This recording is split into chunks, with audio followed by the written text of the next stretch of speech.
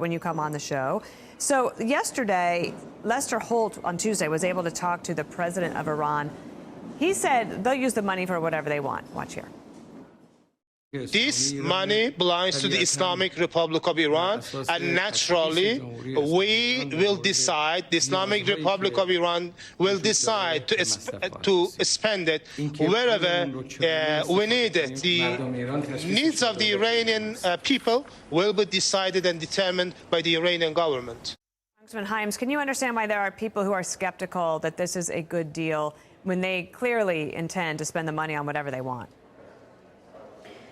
Look, I can certainly understand, Dana, why these deals are hard. They're always hard, right? Whenever you're dealing with a country as appalling as Iran, these things are hard. It was hard when President Trump made a deal to exchange an Iranian scientist for Jiwei Wang. It was hard when Ronald Reagan traded, unfortunately, arms for the hostages back in the early. These are always hard. But look, the president of Iran has his own politics. What he just said is simply not true. The money will be sent to banks that we know and trust in Qatar. Iranians will need to present invoices for food, for medicine, or for agricultural products. That's it to access the money. And if the Treasury Department sees that there is abuse, as the president of Iran implied there might be, we can withdraw the comfort letters and shut the flow of money down. So look, these things are hard. They're really hard. But I now have a constituent who, instead of rotting away and perhaps dying in Evin prison, is going to spend his 68th birthday, we hope, 2 weeks from now, with his family for the first time in 5 years. So he'll be able to get home in time for that?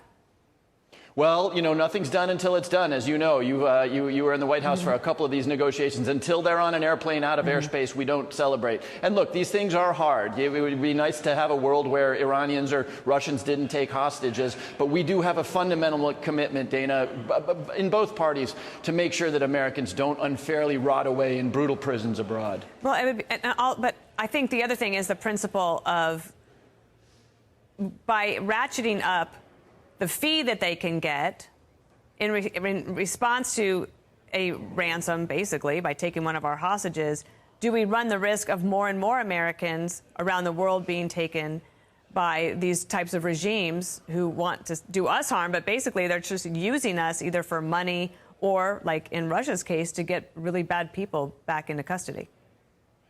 Yeah. No, look, like I said, I object to the notion that it's a ransom. Again, this is Iranian money that could have gone to them anyway, and we're just getting some hostages back. So I don't think it's a ransom. But yes, that's why these things are hard. And we could choose to not negotiate. You'll remember President Obama took a very, very hard line on not negotiating with terrorists. And as a result, we all got to watch Mr. Foley decapitated on national television, right? And I mean, these things are hard, but there are ways to mitigate it, right?